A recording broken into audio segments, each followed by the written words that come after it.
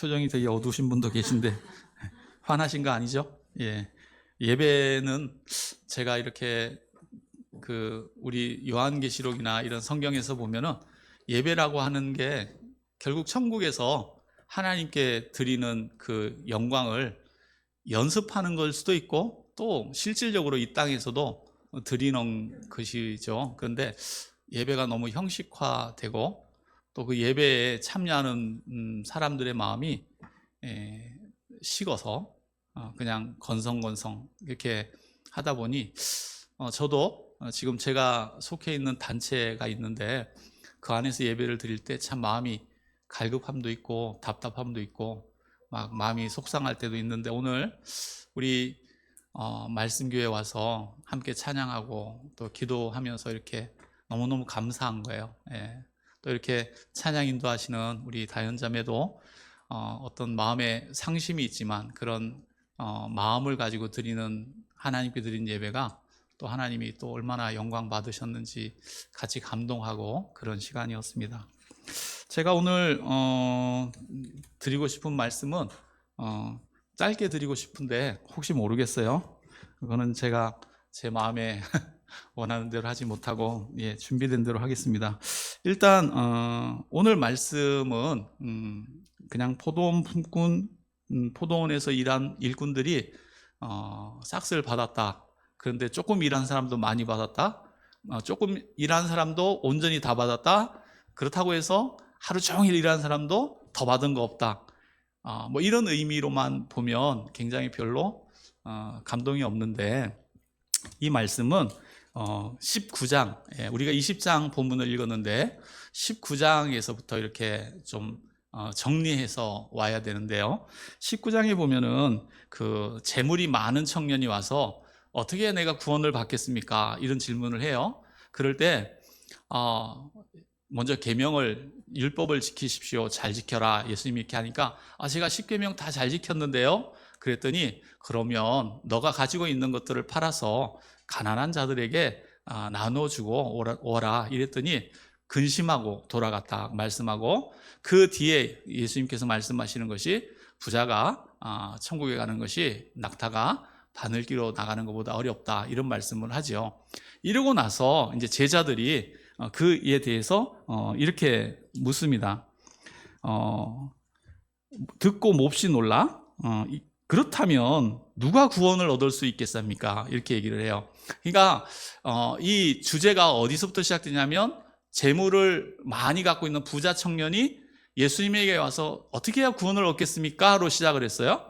그리고 나서 제자들이 들을 때 아니 그렇게 율법도 잘 지키고 그렇게 흠이 없이 왔는데도 불구하고 있는 거 다 팔아서 나눠주고 그리고 와라 라고 말을 하니 그렇다면 어떻게 구원을 받겠습니까? 라고 하면서 이렇게 예수님께서 대답을 해요. 그들을 보시면 이르시되 사람으로는 할 수 없으나 하나님으로서는 다 하실 수 있느니라. 이건 이제 하나님의 영역에 있다는 거죠. 그러니까 다시 베드로가 이렇게 질문을 해요. 뭐라고 얘기를 하냐면 보소서 우리가 모든 것을 버리고 주를 따라 싸운데 그런즉 우리가 무엇을 얻으리까? 제자들은 모든 걸 버렸죠. 배도 버렸고 부친도 버리고 장사도 맡기고 다 예수님을 따랐습니다. 그러니까 그렇다면 이 상황에서 저희가 얻을 수 있습니까? 이렇게 질문을 하게 됩니다. 여기에 대해서 이제 예수님이 베드로의 이 질문에 대해서 대답해 주고 있는 것이 답을 주고 있는 것이 이 포도원 품꾼의 비유라고 할 수 있어요. 그런데 그 앞에 이제 베드로의 이야기와 예수님께서 진실로 진실로 내가 너에게 이르노니 세상이 새롭게 되고 인자가 막 이러면서 말씀하시고 나서 먼저 된 자로서 나중되고 나중된 자로서 먼저 된 자가 있느니라 라고 하는 이 말씀이 맞춰져요. 그리고 다시 이제 비유의 말씀이 나오고 오늘 우리가 15절까지 읽었지만 16절 말씀에 다시 한번 나오죠. 이와 같이 나중된 자로서 먼저 되고 먼저 된 자로서 나중되리라 라고 말씀을 해요. 그래서 이 말씀을 전체적으로 보면 결국 구원에 대한 이 부분을 말씀하고 있는 거예요. 구원에 대해서. 그러니까 포도원에서 이른 아침에 온 사람은 일찍 구원을 받은 사람이야. 뭐 어떻게 보면 모태신앙일 수도 있겠고, 아니면 아주 어릴 때 성령 체험을 하고 예수님을 믿은 사람일 수도 있어요. 그리고 중간중간에 하다가 11시, 11시라고 하는 것은 우리나라 시간으로 하면 오후 5시죠. 오후 5시. 예. 오후 5시에 구원을 받는 거예요. 다시 말하면 일꾼으로 부름을 받는 거예요. 우리가 보통 노동일을 하게 되면 일당직으로 일을 할 때 보통 7시부터 이제 인력 시장에 나가잖아요. 근데 제가 이렇게 언젠가 경험을 했는데 인력 시장에 가기 전에 먼저 새벽 한 4시 반, 5시면 되면 인력 시장 안에 가 있어야 돼요.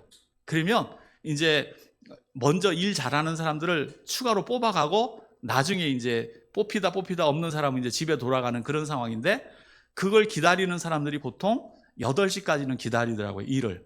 그런데 일찍 이제 일이 뽑혀 나간다라고 하는 것은 그만큼 자기에게 능력도 있는 것이고 또 잘한다라고 평가를 받은 사람일 수도 있어요. 그런데 오후 5시에는 누가 쓸 수도 없죠. 뭐 이제 1시간 남았는데 굳이 불러다가 뭐 일당을 주면서 와서 일하시러 이렇게 할 수가 없는 상황이죠. 그런데 그 시간에 부르셨다라고 하는 것이죠. 그러니까 이 말은 구원으로 따지면 우리가 아무런 힘도 못 쓰고 뭐 하나님께 뭐 헌신도 제대로 못하고, 하지만 그 순간에라도 하나님이 부르실 수 있다라고 하는 구원에 대한 부분은 결론의 말씀처럼 나중된 자가 먼저 되고 먼저 된 자가 나중될 수 있는 그런 관계다라고 하는 것을 우리에게 보여주고 있어요. 근데 여기서 제가 제목으로 드린 말씀은 품삯 계약과 이행이라고 제목을 드렸는데, 이 부분은 다 누구에게 있냐면 하나님께 있어요. 계약도 하나님이 하셨고 그 계약에 대해서 이행해 주시는 것도 하나님이세요.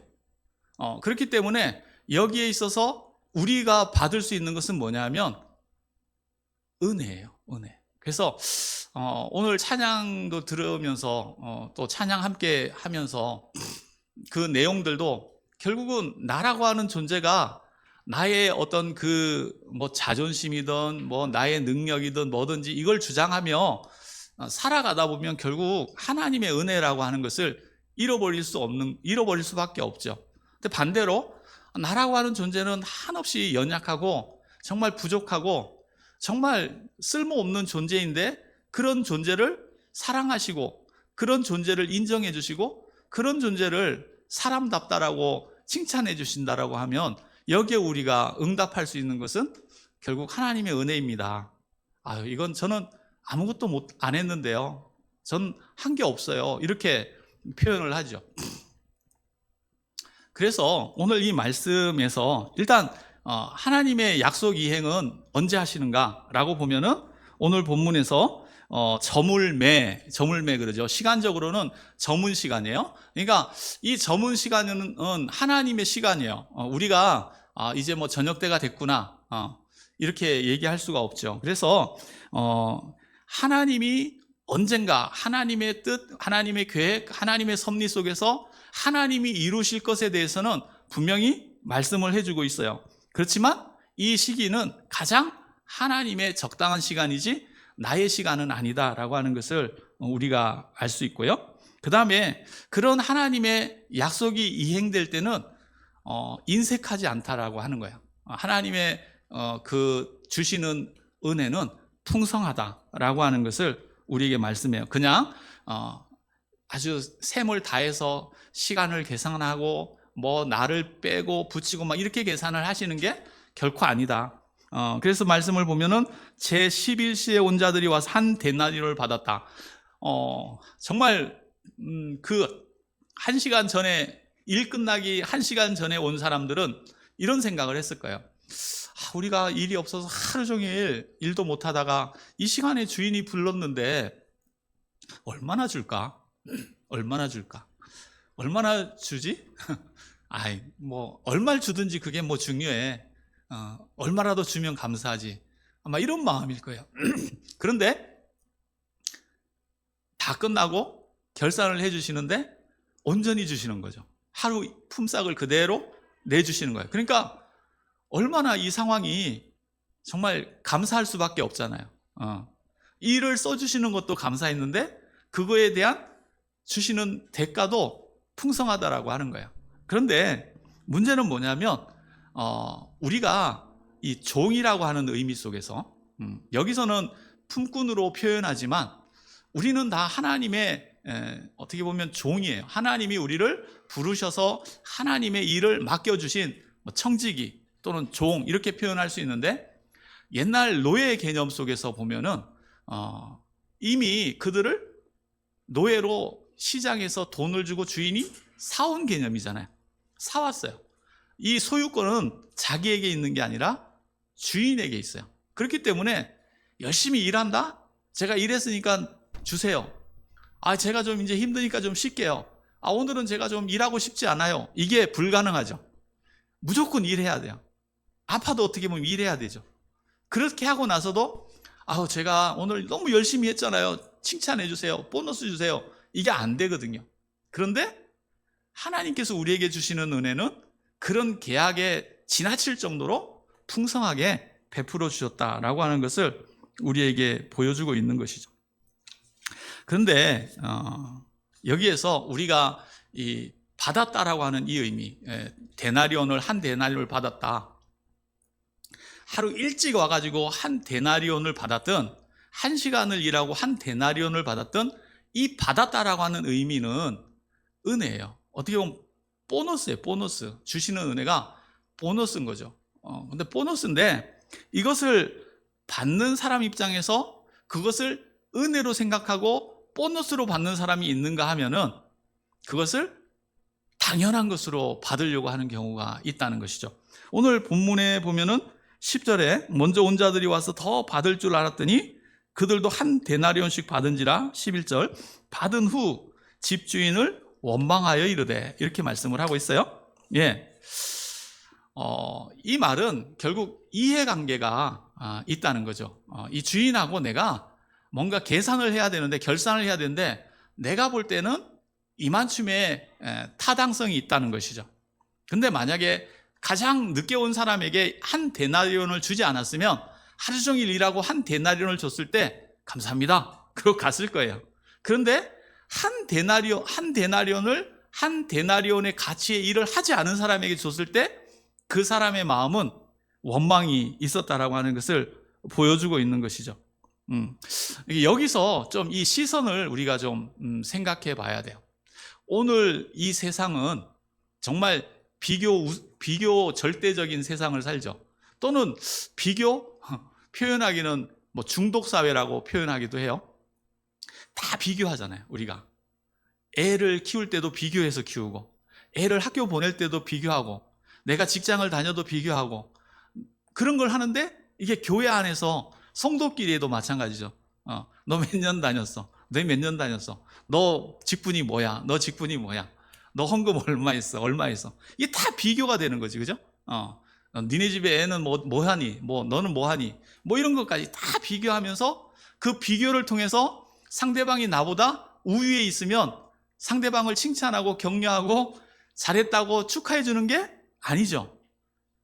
그 상황에 대해서 핀잔을 하거나 억지로라도 뒤집어야죠. 그거 할 수 없는 건데, 그거는 다른 건데, 하여튼 그 상황을 뒤집거나 아니면 그 자체를 부정해야지 돼요. 그래서 상대방이 성공했어도 그거는 그럴 수밖에 없는 어떤 다른 이유가 있기 때문에 된 거지 그 사람의 상황이 아니라는 거예요. 그 비교가 지금 이 처음부터 와서 일했던, 가장 늦게 한 데나리온을 받았던 사람, 그리고 원망했던 사람의 이 모습에서 있어요. 근데 이것을 우리는 사회적으로 볼 때 그러면은 그거는 공정의 문제가 아닙니까? 이렇게 표현할 수 있어요. 아니, 일을 그러면 하루 종일 열심히 했으면, 그래요, 10만 원 줬으면 1시간 일했으면 10,000원 줘야지 왜 그것도 10만 원 줍니까? 그거는 차별 아닙니까? 이제 이렇게 나오는 거죠. 그죠? 공정이 아니라 차별, 이렇게 얘기를 하고 있어요. 근데 여기에 대해서 우리가 아까 같이 읽었던 말씀 15절 내용에 보면은 내 것을 가지고 내 뜻대로 할 것이 아니냐, 내가 선함으로 내가 악하게 보느냐, 이 말씀이에요.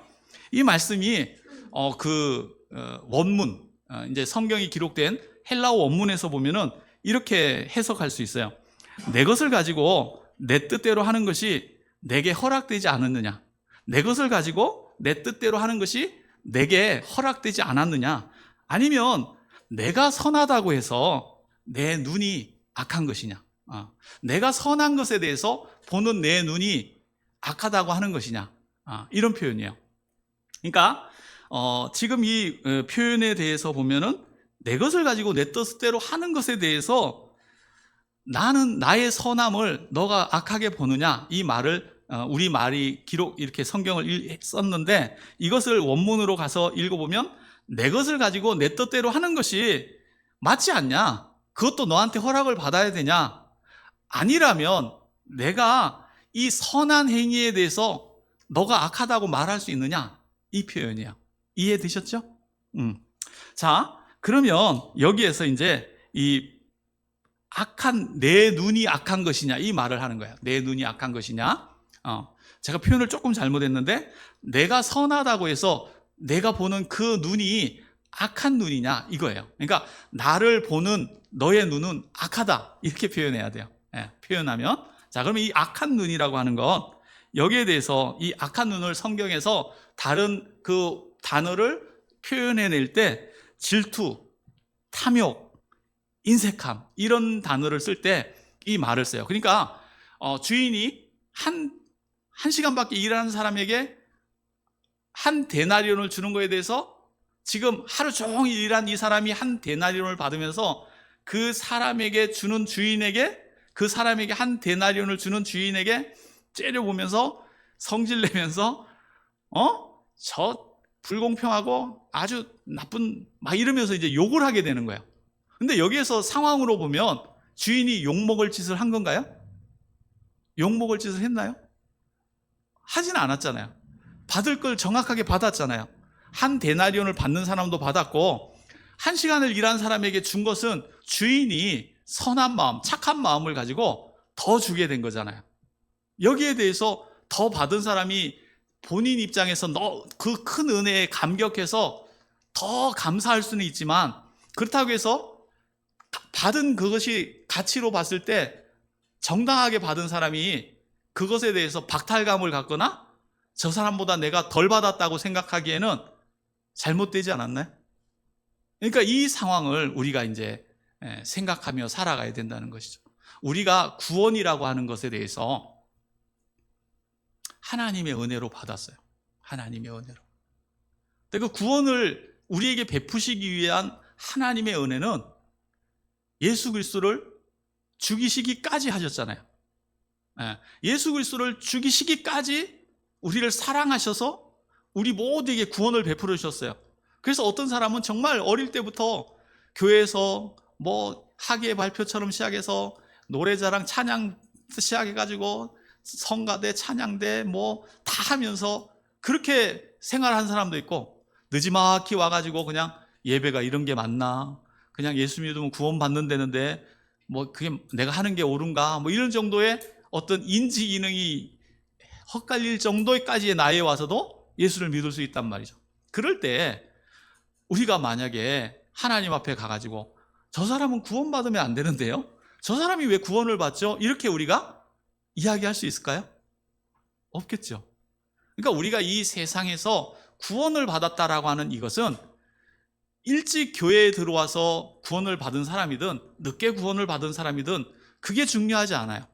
주인의 마음은 모든 사람들이 다 한 데나리온을 가져도 그걸 원하시는 거예요. 근데 거기에 악한 눈이 있는 거죠. 악한 눈이. 왜 저렇게 하지? 왜 나는 이렇게 안 하지? 이런 상황이 있는 거죠. 그래서 우리는 다 구원을 받은 사람이에요. 그리고 그 구원의 은혜 속에 있어야 되는데, 만약에 이 악한 눈으로 바라보고 살아가다 보면 나중에 주인이 뭐라 그래요? 내 것이나 가지고 가라, 이렇게 얘기하잖아요. 내 것이나 가지고 가라, 이 말은 예수님과의 관계가 끊어지는 거예요. 주인과의 관계가 그저 너 일한 거에 대해서 그 정도 가치만 가지고 그냥 가. 글쎄, 구원에 대한 부분은 제가 표현은 하지 않겠습니다. 뭐 구원 받았을 수도 있고 떨어졌을 수도 있는데 이 상황은 제가 노코멘트 하고요. 하나님과의 한없는 은혜와 그 우리가 요한계시록에 보면 아멘, 아멘, 아멘 하면서 계속 하나님께 올려드리는 영광이 있거든요. 근데 이거를 이렇게 생각할 수 있어요. 아우, 지겹지 않을까? 아니, 우리도 뭐 찬송가 뭐 한 10곡만 해봐 엄청 지겨운데 뭐 이렇게 생각할 수 있잖아요. 근데 정말 하나님의 은혜에 푹 젖으면 그 시간이 너무너무 간절해져요. 그리고 하나님께 드리는 찬양과 감사와 영광이 그저 그냥 입에 발린 게 아니라 그냥 그 자체로 너무 좋은 거예요. 그러니까 천국에서 만약에 우리가 이 세상에 없는 나쁜 것들, 그게 싹 제거된 천국에서 하나님께 영광 돌려야 될 모든 사람이 있다면 그 얼마나 그 넘치는 찬양의 그 영광의 예배가 되겠어요? 그것처럼 이 세상에서도 우리의 그 구원의 가치가 악한 눈으로 인해서 훼손되어서는 결코 안 된다는 거야. 하나님은 품꾼의 계약과 그 품삯에 대한 이행은 확실하게 하세요. 그것도 풍성하게. 하지만 그것을 받는 우리 입장에서 인색해지거나 다른 사람과 비교하면서 나를 자꾸 절망에 빠뜨리도록 살아간다면 스스로 불행해지는 걸 뿐만 아니라 하나님과 주인과의 관계도 멀어지는 거죠. 주인과의 관계에서도 너 것이나 내 거나 가지고 가 이래버리는 상황이 되는 거죠. 그래서 우리는 이 상황에서 좀 우리의 마음에 좀 그런 질문이 좀 필요할 수도 있을 것 같아요. 어떤 질문이냐면 지금 내게 주어진 것들에 대해서 만족하는가? 아니면 남의 것에 대해서, 잘 되는 것에 대해서 분노하고 있는가? 또 하나는 우리가 우리의 눈을 가지고 무엇을 보고 있는가? 포도원 주인의 그 선하신, 너그러운 그 얼굴을 보고 있는가? 아니면 나중 온 사람에게 주었던 그 한 데나리온의 시선이 꽂혀 있는가? 이것입니다. 그래서 주인의 신실함, 주인의 그 은혜가 이러한 시선의 잘못됨으로 인해서 차별이 될 수도 있고 스스로 불행이 될 수도 있어요. 우리는 다 하나님께 받은 은혜가 너무 커요. 그래서 그 은혜로 살아가면 참 감사만 나올 텐데 자꾸 주변을 돌아보면서 왜 저거는 나한테 없지? 왜 저기는 이렇지? 라고 우리가 자꾸 그런 식으로 살아가다 보면 주님 안에서 가장 복된 삶을 살아가야 될 주님의 백성들이, 하나님의 자녀들이 되려 더 불행하게 살아갈 수도 있다는 것이죠. 오늘 우리에게 주어진 이 말씀을 묵상하면서 정말 하나님의 은혜입니다. 하나님의 은혜입니다. 이러며 그렇게 하나님께 영광 돌리며 살아가는 우리의 삶이 되기를 축복합니다.